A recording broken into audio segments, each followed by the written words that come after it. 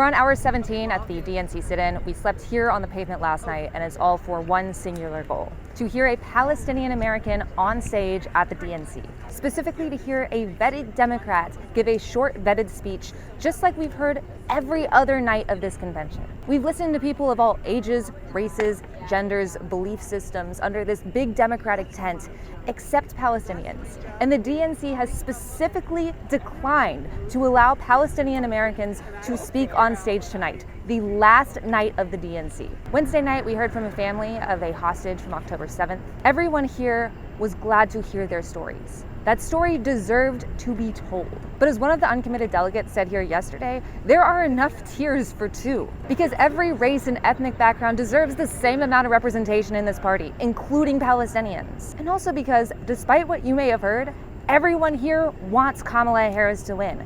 That's why we are doing this. The entire purpose of the uncommitted movement was to give an alternative to Donald Trump, or to not voting at all. They're giving the DNC a chance to course correct, to work towards a ceasefire, to show they are willing to help Palestinian Americans and help Jewish Americans, to get all of the hostages home. As far as publicly, they have called for a ceasefire every night this week.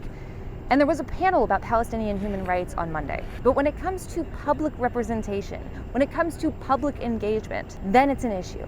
The demands of the uncommitted movement are for a permanent ceasefire and an arms embargo. This sit-in wasn't supposed to happen. It was figured that a Palestinian American would be able to speak, because why not? Even now, everybody here is ready to leave as soon as the DNC says a Palestinian American can speak on stage.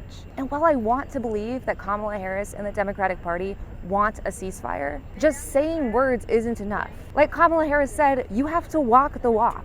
And it's hard to expect our concerns are being seen when we are told to be invisible.